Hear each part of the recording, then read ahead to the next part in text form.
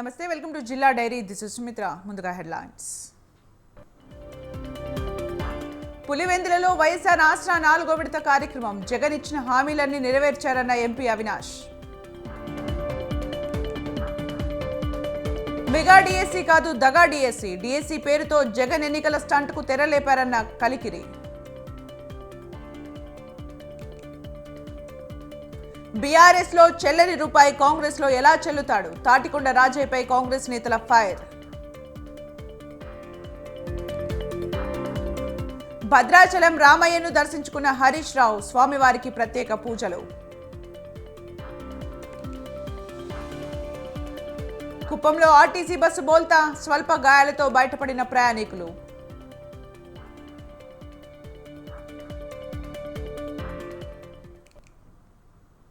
గృహ నిర్మాణ శాఖ ఉద్యోగులను తన కుటుంబ సభ్యులుగా చూస్తానని అన్నారు మంత్రి పొంగులేటి శ్రీనివాసరెడ్డి. మినిస్టర్ క్వార్టర్స్ లో రాష్ట్ర గృహ నిర్మాణ సంస్థ అసిస్టెంట్ ఇంజనీర్స్ డైరీ క్యాలెండర్ను ఆవిష్కరించారు. రాష్ట్ర హౌసింగ్ కార్పొరేషన్ ఉద్యోగుల న్యాయమైన డిమాండ్లను ప్రభుత్వం పరిష్కరిస్తుందని మంత్రి తెలిపారు. అన్ని వర్గాల ప్రజలు 10 ఏళ్ల పాటు ఇబ్బంది పడినట్లు చెప్పారు. ఇందిరమ్మ రాజ్యంలో పేదలందరికీ గృహ వసతి కల్పిస్తామని హామీ ఇచ్చారు. అసెంబ్లీ ఎన్నికల్లో కాంగ్రెస్ పార్టీ మాయమాటలు చెప్పి గెలిచిందని బీఆర్ఎస్ వర్కింగ్ ప్రెసిడెంట్ కేటీఆర్ అన్నారు. అయినా జీహెచ్ఎంసీ పరిధిలో బీఆర్ఎస్ పార్టీ జైత్రయాత్ర సాగించిందని చెప్పారు. కుకట్పల్లి అసెంబ్లీ నియోజకవర్గ పార్టీ కార్యకర్తలతో జరిగిన సమావేశంలో కేటీఆర్ పాల్గొన్నారు. కుకట్పల్లి స్థానంలో గెలిచి బీఆర్ఎస్ హ్యాట్రిక్ సాధించిందన్నారు. హైదరాబాదీ ఓటర్లు తెలివిగా అభివృద్ధికి ఓటేశారని అన్నారు. రేవంత్ రెడ్డి గారు ఆనాడు ప్రదేశ్ కాంగ్రెస్ కమిటీ అధ్యక్షుడిగా, కాంగ్రెస్ పార్టీ అధ్యక్షుడిగా ఏం చెప్పిండు ఒకసారి గుర్తు తెచ్చుకోండి. రైతులు మీరు ఇప్పటిదాకా లోన్ తీసుకున్న వాళ్ళు ఎవరైనా ఉంటే అర్జెంటుగా బ్యాంకుకు వండి 2 లక్షల రూపాయల రుణం తెచ్చుకోండి, నేను వస్తున్నా డిసెంబర్ 9 నాడు సంతకం పెట్టేస్తా, మీరు వెంటనే తెచ్చుకోండి, ఇప్పటిదాకా తెచ్చుకోకపోతే కూడా తెచ్చుకోండి అన్నాడు. మనం ఇవాళ వాళ్ళని విమర్శ చేస్తలేం, తిడతలేము, తొందర పడతలేం. మా కృష్ణారావు గారు అన్నది కరెక్టు. 100 రోజులు టైం ఇద్దాం, తొందర ఏం లేదన్న మాట కరెక్టే. కానీ గుర్తు చేయవలసిన బాధ్యత మాత్రం మన మీద ఉన్నది.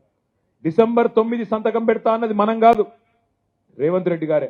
అందుకే వారికి గుర్తు చేస్తా ఉన్నాం, అయ్యా డిసెంబర్ 9 పోయింది, జనవరి 9 పోయింది, ఇంకో 4 రోజులైతే ఫిబ్రవరి 9 వస్తుంది.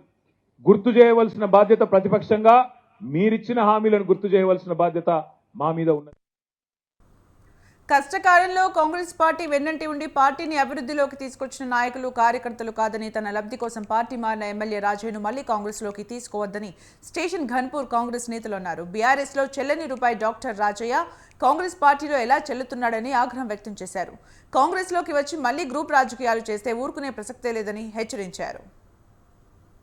సంవత్సరాల నుంచి కష్టపడి పోలీస్ స్టేషన్ లో కేసులు అనుభవించి అనేక రకాలుగా మొన్నటిదాకా రాజయ్యతోనే ఇబ్బందులు పడి ఏ పని చేసినా కూడా బిల్లులు రాకుండా, ఏ చిన్న తప్పు జరిగిన పోలీస్ స్టేషన్ లో కేసులు పెట్టి ఇవాళ మొన్నటిదాకా పోరాటం చేసిన రాజయ్యను ఇవాళ కాంగ్రెస్ పార్టీలోకి వస్తాడు, వచ్చి ఇక్కడ బాధ్యత తీసుకుంటాడు, అదే దానికి కొన్ని రూమర్స్ పేపర్లో చూడడం జరిగింది. అయితే రాజయ్య ఎందుకు వస్తాడు? అసలు రాజయ్య మనం 2009లో మనం చేసిన మోసం చాలదని 2009లో అప్పుడు డబ్బుల ప్రభావం లేదు, మద్యం ప్రభావం లేదు. 2009లో నేను లైవ్ ఉన్నా, ఇక్కడ రాజయ్య దగ్గర ఉన్న వర్గంలో పనిచేసిన కూడా ఉన్నారు. ఒక దళిత బిడ్డగా తినకుండా అప్పుడు నియోజకవర్గ ఇన్ఛార్జ్ ఉంటున్నప్పుడు నేను కనుపూరు, ఆయన కోసం ఒక చిలుపూరు మండలం ఇన్ఛార్జ్ తీసుకొని, అప్పుడు మండలం కాలేదు, చిలుపూరుకున్న గ్రామాల ఇన్ఛార్జ్ తీసుకొని అన్నం తినకుండా సొంత బండి మీద ఖర్చులు లేకుండా ఆయన కోసం ప్రాణం కంటే ఎక్కువ పనిచేసిన వ్యక్తిని. అలాంటి వ్యక్తులకు కూడా మాకు చెప్పకుండా కాంగ్రెస్ పార్టీలో వైఎస్ రాజశేఖర రెడ్డి గారు 3 సార్లు ఓడిపోయిండు, ఆయనకు అవకాశం కల్పిద్దామని వైఎస్ రాజశేఖర రెడ్డి గారు అవకాశం ఇస్తే, కాంగ్రెస్ పార్టీలో ఎమ్మెల్యే గెలిపిస్తే ఇంతమంది ఆయన ప్రాణం కంటే ఎక్కువ జెండాలు మోసి జెండాలు కట్టి.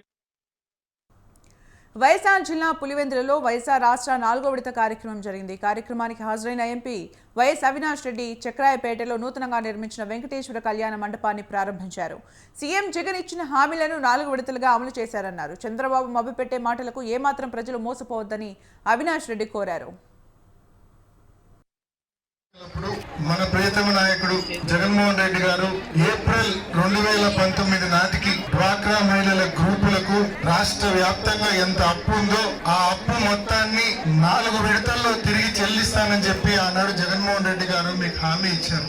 ఆ ఇచ్చిన మాటలో భాగంగా ఇప్పటికే 3 విడతలు చెల్లించారు, 4వ విడత చెల్లింపులు కూడా మొదలు పెట్టారు. మరి ఇచ్చిన హామీని ఆనాడు జగన్మోహన్ రెడ్డి గారు ఇచ్చిన హామీని నిలబెట్టుకుంటున్నందుకు నిజంగా చాలా సంతోషంగా ఉందని చెప్పి తెలియజేస్తా ఉన్నాం. ముఖ్యంగా మీరే ఆలోచించండి.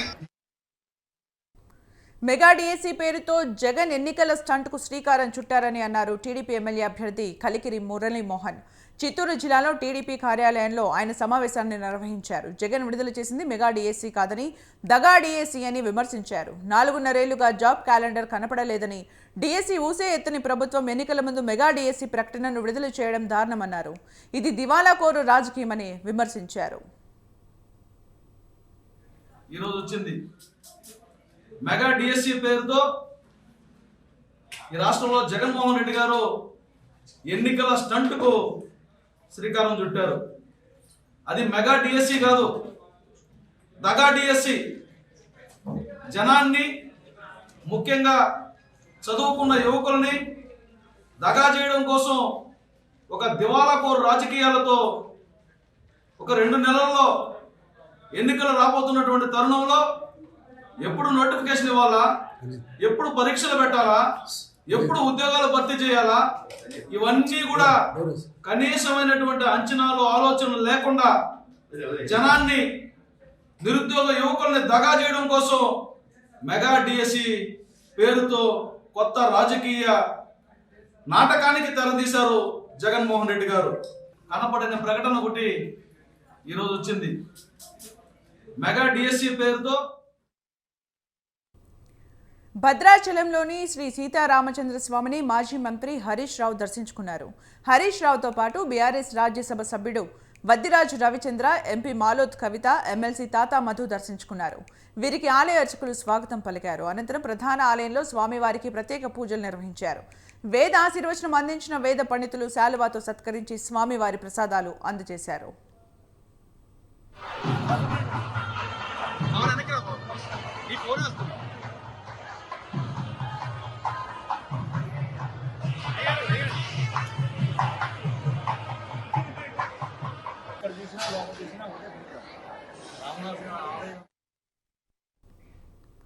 ఈ నెల 20న సమతా కుంభ్ పేరుతో వార్షిక ఉత్సవాలు నిర్వహిస్తున్నామని త్రిదండి చిన్నజీయర్ స్వామి అన్నారు. వరంగల్ జిల్లాలో రామానుజ జీయర్ స్వామి ఆధ్వర్యంలో సమతా దీక్షలు నిర్వహించారు. సమతా స్ఫూర్తిని ప్రజల్లో నింపేందుకు ఈ ఉత్సవాలు నిర్వహిస్తున్నామని తెలిపారు. సమాజంలో అసమానతల్ని తొలగించాల్సిన బాధ్యత తామందరిపై ఉందని, దీక్షలో అందరూ పాల్గొని విజయవంతం చేయాలని పిలుపునిచ్చారు. 1వ తారీఖు నుంచి 27వ తారీఖు దాకా మనం సమతా యాత్ర, సమతా దీక్ష కార్యక్రమాన్ని చేస్తున్నాం. ఏమిటి సమత, ఎందుకు ఈ సమత అని చాలా మందికి మనసులో సందేహం ఉంటుంది. విస్తరించి సమాజంలో మూలకి అందించి ఆ సమాజానికి ఉపకారం చేస్తుండేటటువంటి సంప్రదాయాలు ఎన్నెన్నో వచ్చాయి. కానీ వాటన్నిటికీ కూడా మూల బీజమెవరు? రామానుజుడు. అందుకోసమని వారి యొక్క ఆ మూర్తికి సమతా మూర్తి అని పేరు. ఆ సమతా స్ఫూర్తి మనందరిలో కూడా కలగడం కోసమని వారికి సమతా కుంభ్ అనే పేరుతోటి వార్షిక ఉత్సవం. తెలంగాణలో డ్రగ్ కంట్రోల్ అధికారుల తనిఖీలు కొనసాగుతున్నాయి. ఖమ్మంలో ఇట్రాలిక్స్ 100 mg క్యాప్సూల్స్ ను స్వాధీనం చేసుకున్నారు. కేంద్ర ప్రభుత్వం నిర్ణయించిన సీలింగ్ ధర కంటే ఎక్కువ ధరకు అమ్ముతున్నట్లు గుర్తించారు. అటు జనగామ జిల్లా రఘునాథపల్లి మండలం పతేషాపూర్ గ్రామంలో ఓ క్లినిక్ పై దాడి చేసిన అధికారులు అక్రమంగా నిల్వ చేసిన 65,000 డ్రగ్స్ ను సీజ్ చేశారు.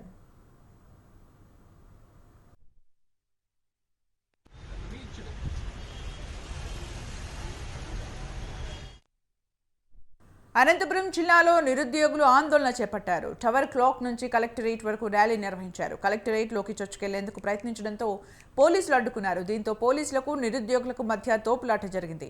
ఎన్నికల ముందు డిఎస్సీ అంటూ సీఎం జగన్ నిరుద్యోగుల చెవిలో పూలు పెట్టాలని చూస్తున్నారని విమర్శించారు. రాష్ట్ర వ్యాప్తంగా 18,000కు పైగా పోస్టులు ఖాళీగా ఉంటే కేవలం 6,000 పోస్టుల భర్తీకి ప్రభుత్వం యత్నిస్తోందని మండిపడ్డారు. జి రామన్న డివైఎఫ్ఐ రాష్ట్ర కార్యదర్శి, ఈరోజు మెగా డిఎస్సీ ప్రకటించాలి, దగా డిఎస్సీ వద్దని చెప్పి డివైఎఫ్ఐ ఆధ్వర్యంలో ఈరోజు శాంతియుతంగా కలెక్టరేట్ ముందు ఆందోళన చేస్తున్నాం. రాష్ట్ర ప్రభుత్వం స్పష్టమైన వైఖరి ప్రభుత్వం చెప్పాలి. కేవలం ఈ జిల్లాకు 4 ఉద్యోగాలు వచ్చాయి 5 ఏళ్ల కాలంలో. అందుకనే నిరుద్యోగుల యొక్క ఆక్రోశాన్ని అర్థం చేసుకోండి. మా ఆవేదన, మా గుండె కోతని ఈ ప్రభుత్వం అర్థం చేసుకొని తక్షణమే మెగా డిఎస్సి ప్రకటించే స్పష్టమైన వైఖరి వచ్చే వరకు ఇక్కడ నుంచి కదలదని చెప్పి ఈ సందర్భంగా ప్రభుత్వానికి. ఒరిస్సా రాష్ట్రం తమకు తీరని అన్యాయం చేస్తుందని అన్నారు లోక్ సత్తా రాష్ట్ర అధ్యక్షుడు బీశెట్టి బాబ్జీ. ఆంధ్రాకు సంబంధించిన 5 పంచాయతీలు 21 గ్రామాలు ఒరిస్సా ఆధీనంలోకి పోతున్నాయని, సీఎం జగన్ మాత్రం పట్టించుకోవడం లేదని ఆగ్రహం వ్యక్తం చేశారు. ఇప్పటికైనా ప్రభుత్వం పట్టించుకోకపోతే భారీ నష్టం వాటిల్లుతుందని ఈ సందర్భంగా తెలియజేశారు. ఒరిస్సా ప్రభుత్వం తీరని అన్యాయం చేస్తుంది. ఎంత అన్యాయం చేస్తుంటే ముఖ్యమంత్రి జగన్మోహన్ రెడ్డి గారు కనీసం పట్టించుకోకుండా వ్యవహరిస్తున్నారు. ఆంధ్రప్రదేశ్ సరిహద్దు ప్రాంతమైనటువంటి ఒరిస్సాలో ఆంధ్రప్రదేశ్ లో కొటియా వివాదాస్పద గ్రామాలు 5 పంచాయతీలు 21 గ్రామాలు ఉన్నాయి. ఈ గ్రామాలు గొడవ 55 సంవత్సరాల నుంచి ఉంది. దీనిపైన సుప్రీంకోర్టు స్టే విధించింది. కానీ దురదృష్టం కొటియాలో మన అవుట్ పోస్ట్ ఉండేది, పోలీసు అవుట్ పోస్ట్ ఉండేది. అట్లాగే కొటియాలో గతంలో POITDగా పనిచేసినటువంటి మన కూరమనాథ్ గారు ముఖ్యమంత్రి గారి తాలూకా హోర్డింగ్లు పెట్టారు. అక్కడ పగులు చెన్నూరు, పట్టు చెన్నూరు, ఎగువసెంబి, దిగువసెంబి, దూలిభద్ర, సారిక, నేరేళ్లవలస గ్రామాల్లో వివరాలతో కలిపినటువంటి బోర్డులు పెట్టారు. ఈ బోర్డులు లేవు, అక్కడ ముఖ్యమంత్రి గారి హోర్డింగ్లు లేవు. ఒరిస్సా వాళ్ళు మన ప్రాంతంలోకి వచ్చి రోడ్లు వేశారు. ఇక్కడ గిరిజన పిల్లలకి ఏమైనా పాఠశాలలు కడుతున్నారు. అంతేకాకుండా విద్యుత్ సరఫరా కోసం చెప్పి పెద్ద టవర్ చేస్తున్నారు. మన పోలీసులు పట్టించుకోలేదు. మన రెవెన్యూ యంత్రాంగం ముద్దు నిద్రపోతా ఉంది. సోషల్ ఫారెస్ట్, రిజర్వ్ ఫారెస్ట్ వాళ్ళు ఎక్కడున్నారు? కాకినాడ జిల్లా సామర్లకోటలో ఈ నెల 4న రాష్ట్ర స్థాయి ఎడ్ల పరుగు పోటీలు నిర్వహిస్తున్నట్లు కమిటీ నిర్వాహకులు తెలిపారు. చంద్రమౌళి చారిటబుల్ ట్రస్ట్ ఆధ్వర్యంలో ఈ పోటీలు జరుగుతున్నాయని చెప్పారు. పశు సంపదను కాపాడేందుకు, రైతులను ఉత్సాహపరిచేందుకు ఎడ్ల పరుగు ప్రదర్శన ఏర్పాటు చేయడం జరిగిందన్నారు. ఈ ప్రదర్శనలో రాష్ట్రంలో వివిధ ప్రాంతాల నుంచి సుమారు 50 జతల ఎడ్లు పాల్గొంటాయని తెలిపారు. అలాగే విజేతలకు బహుమతులతో పాటు షీల్డుల్ని అందజేయనున్నట్లు నిర్వాహకులు పేర్కొన్నారు. తారీఖున జరిగే రాష్ట్ర స్థాయి ఎడ్ల పరుగు ప్రదర్శనకు ఏర్పాటు చేయడం జరిగింది. గున్నం చంద్రమౌళి చారిటబుల్ ట్రస్ట్ ఆధ్వర్యంలో ఈసారి ఈ సామర్లకోట కుమార రామ భీమేశ్వర రాష్ట్ర ఎడ్ల పోటీలు నిర్వహిస్తున్నారు. దీనికి గున్నం చంద్రమౌళి గారు సహాయ సహకారాలు అందిస్తున్నారు. ఈ పోటీలు సీనియర్ అండ్ జూనియర్ విభాగంలో జరుగుతాయి. సీనియర్ విభాగంలో 1500 మీటర్లు, జూనియర్ విభాగంలో కిలోమీటరు వెళ్ళి రావాల్సి ఉంటుంది. పోటీలు ఓన్లీ స్పోర్టివ్ అంటే క్రీడా స్ఫూర్తిని నిచ్చే విధంగా తప్ప ఏ విధమైన జోదానికి వాటికి తావు లేకుండా జరుగుతాయి. ఇది అంతరించిపోతున్న పశువుల్ని పోంచడానికి, రైతులను ఉత్తేజపరచడానికి నిర్వహించింది తప్ప దీనిలో ఏ విధమైన రైతులకు ఏ విధమైన ఆదాయం కానీ ఏమి ఉండదు. రైతులకు ఉత్సాహించడానికి, రైతులను ప్రోత్సహించి ఆనందం పరచడానికి తప్ప దీనివల్ల ఏమి ఉండదు. రైతులు చాలా విజయ ప్రయాసాలతో ఈ ఎడ్లను మేపుతారు. వారు చాలా కష్టపడి ఈ పోటీలలో చాలా నియమ నిబంధనలతో జరుగుతాయి. గౌరవనీయులు చదలాడ అదన పద్మనాభం గారు, బాబ్జీ గారు కూడా దీని అధ్యక్షులుగా వహిస్తారు. కార్యక్రమాన్ని పైన మన గౌరీ గారు. పల్నాడు జిల్లాలో వైసీపీ అరాచకాలు రోజు రోజుకు ఎక్కువవుతున్నాయి. దాచేపల్లి మండలం కేసానుపల్లిలో ఇంటి ముందు పార్క్ చేసిన షేక్ రఫీ ఆటోను వైసీపీ శ్రేణులు తగలబెట్టారు. ఆటో డ్రైవర్ రఫీ టీడీపీకి సానుభూతిపరుడిగా ఉన్నాడు. గతంలో మాచర్ల నియోజకవర్గంలో ఓ టీడీపీ కార్యకర్త బైక్ను వైసీపీ శ్రేణులు తగలబెట్టారు. పల్నాడు జిల్లాలో వరుసగా ఆస్తుల ధ్వంసంపై టీడీపీ నేతలు ఆగ్రహం వ్యక్తం చేస్తున్నారు. దాచేపల్లి మండలం కేసనపల్లి గ్రామము. నేను ఆటో తోడుకుంటేనే బతకాల, లేకపోతే లేదు. నాకు 2 పిల్లగాళ్ళు, ఒక అమ్మాయి ఒక అబ్బాయి. అయితే తెల్లవారుజాము 2 కాడి నుంచి 3 అసలు లోపల గుర్తు తెలియని వ్యక్తులు ఎవరో వచ్చి ఆటోని మొత్తం తగలబెట్టేస్తారు. గతం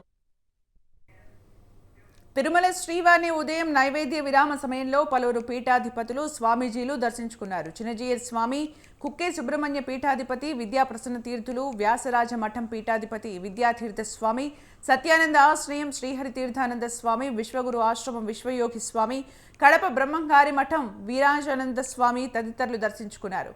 టీటీడీ అధికారులు స్వాగతం పలికి దర్శన ఏర్పాట్లు చేశారు. దర్శనాంతరం రంగనాయకుల మండపంలో వేద పండితులు వేద ఆశీర్వచనం ఇవ్వగా టీటీడీ అధికారులు తీర్థ ప్రసాదాలు అందించారు.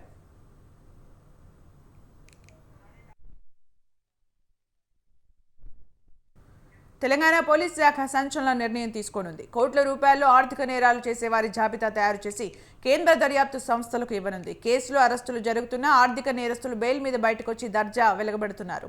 పోలీసుల నూతన పంథాతో ఆర్థిక నేరస్తుల గుండెల్లో రైళ్లు పరిగెడుతున్నాయి.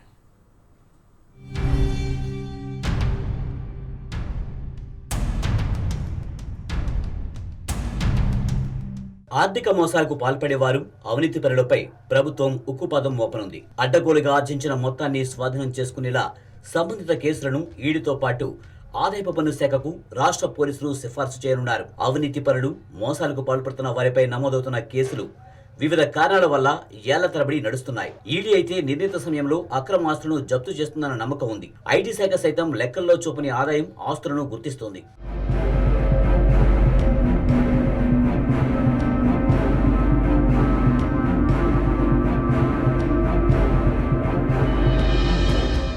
కేంద్ర దర్యాప్తు సంస్థల రంగంలోకి దిగితే అక్రమార్కులకు కళ్లెం వేయడం సునాయాసమని తెలంగాణ పోలీస్ శాఖ భావిస్తోంది. ఈటీ, ఐటీ శాఖలకు రాష్ట్ర పోలీస్ శాఖ ఫైల్ ఇస్తే కోట్ల రూపాయల ఆర్థిక నేరాలకు పాల్పడే వారి ఆగడాలకు చెక్ పడుతుందని పోలీస్ శాఖ ఆలోచనలు సాగించింది. ఇందులో భాగంగా ఇటీవల పట్టుబడిన కస్టడీ విచారణలో ఉన్న హెచ్ఎండిఏ మాజీ డైరెక్టర్ శివబాలకృష్ణ కేసును ఈడీకి, ఐటీ శాఖకు పోలీస్ శాఖ సిఫార్సు చేయనుంది. ఇక మీదట ఇలాంటి కేసులన్నీ ఆయా విభాగాలకు పంపుతున్నట్లు తెలిసింది.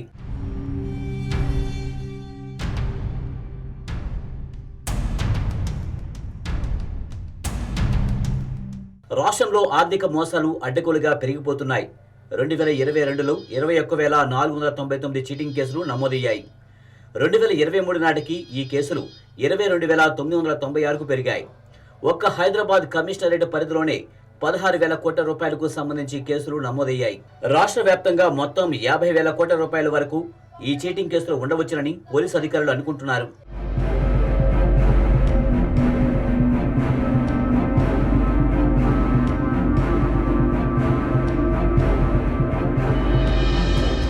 తెల్లవారితే చాలు రకరకాల మోసాలను మనం చూస్తున్నాం. ఇక రియల్ ఎస్టేట్ పేరుతో జరిగే మోసాలకు అంతే లేదు. తక్కువ వడ్డీకి రుణాలు ఇప్పిస్తామని, స్టాక్ మార్కెట్ లో పెట్టుబడులు పెడతామని, పెట్టుబడికి అత్యధిక ఆదాయం ఇస్తామని, ఉద్యోగాలు ఇప్పిస్తామని, ఇలా దాదాపు 36 రకాల ఆర్థిక మోసాలకు నేరగాళ్లు పాల్పడుతున్నట్లు తెలుస్తోంది.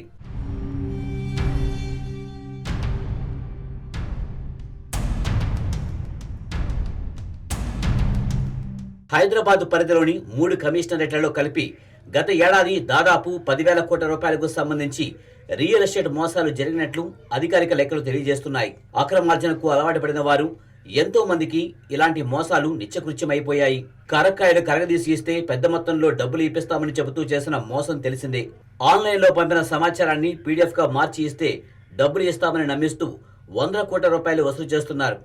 ఇలా వసూలు చేస్తున్న వాటిని రకరకాల మార్గాల్లో ఇతర ఖాతాల్లోకి మళ్లిస్తున్నారు. పోలీసులు అరెస్టుల పర్వం సాగించిన నిందితులు బెయిల్ తీసుకుని దర్జాగా బయట తిరుగుతున్నారు.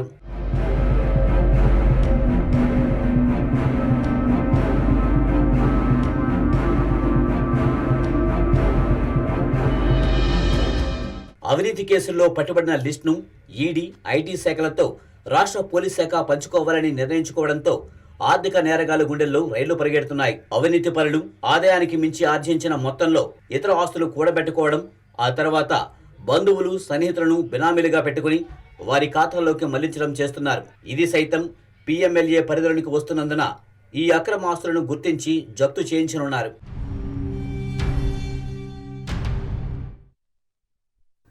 తూర్పుగోదావరి జిల్లా గోపాలపురం మండలం కరగపాడు గ్రామంలో పులి సంచారం కలకలం రేపుతోంది. ఉదయం అడవి పందిని వేటాడిన గుర్తుల్ని గమనించిన రైతులు ఒక్కసారిగా ఉలికిపడ్డారు. పశువులకు మేత వేయడానికి వెళ్లిన రైతులకు పులి కదలికలు గుర్తులు దర్శనమిచ్చాయి. ఇటీవల మాతంగి మెట్ట వద్ద హల్చల్ చేసిన పెద్ద పులి 5 కిలోమీటర్ల సమీపంలో కరగపాడు గ్రామంలో అడవి పందుపై దాడి స్థానికుల్ని కలిచివేస్తోంది. పంట పొలాల మీదుగా పులి సంచరిస్తున్నట్లు అడుగు జాడలు కనిపించడం రైతుల్లో మరింత అలజడిని రేపుతోంది. అటవీ శాఖ అధికారుల తీరుపై గ్రామస్తులు మండిపడుతున్నారు.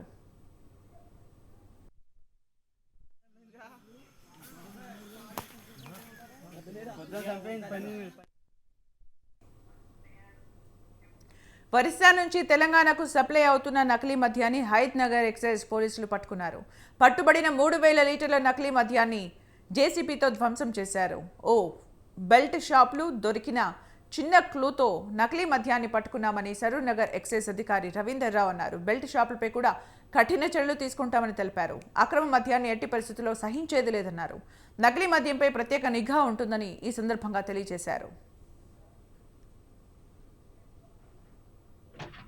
ఒక సంచలనాత్మకమైన లిక్కర్ చైన్ మేము ఛేదించడం జరిగింది. అది మీ అందరికీ మీడియా మిత్రులకు తెలుసు. ఒరిస్సా కేంద్రంగా, కటక్ కేంద్రంగా అక్కడ ఒక డిస్టిలరీ, ప్రైవేట్ డిస్టిలరీ పెట్టి అక్కడ ఈ లిక్కర్ను, ఈ 3 liquor officer choice, IB, OC, ఈ 3 లిక్కర్ బ్రాండ్లను తయారు చేయడం జరుగుతుంది. మా ఎక్సైజ్ ఇన్స్పెక్టర్స్ అప్పుడు కూడా వీరే శ్రీనివాసరెడ్డి గారి ఆధ్వర్యంలో, అలాగే లక్ష్మణ్ గౌడ్ మా హైదరాబాద్ ఎక్సైజ్ ఇన్స్పెక్టర్ 2 బృందాలుగా విడిపోయి మేము అక్కడ ఒరిస్సా పోవడం జరిగింది. అక్కడ కూడా డిస్టిలరీని డిస్ట్రాయ్ చేయడం, అందులో భాగంగానే సీజ్ చేసిన ఇది 338 కాటన్ల లిక్కరు, సుమారుగా 3000 లీటర్లు మద్యం, ఇది స్పూరియస్ లిక్కరు. ఇప్పుడు అది దేశవ్యాప్తంగా ఈ కేసు అప్పుడు. చిత్తూరు జిల్లా కుప్పంలో ఆర్టీసీ బస్సు బోల్తా పడింది. కుప్పం నుండి బరుగురు వెళ్తున్న ఆర్టీసీ బస్సు తమిళనాడు సరిహద్దు కనమూరు వద్ద బోల్తా పడింది. రహదారి మలుపు తిరిగే సమయంలో అదుపు తప్పి బస్సు బోల్తా పడింది. ఈ ఘటనలో ప్రయాణికులు స్వల్ప గాయాలతో బయటపడ్డారు.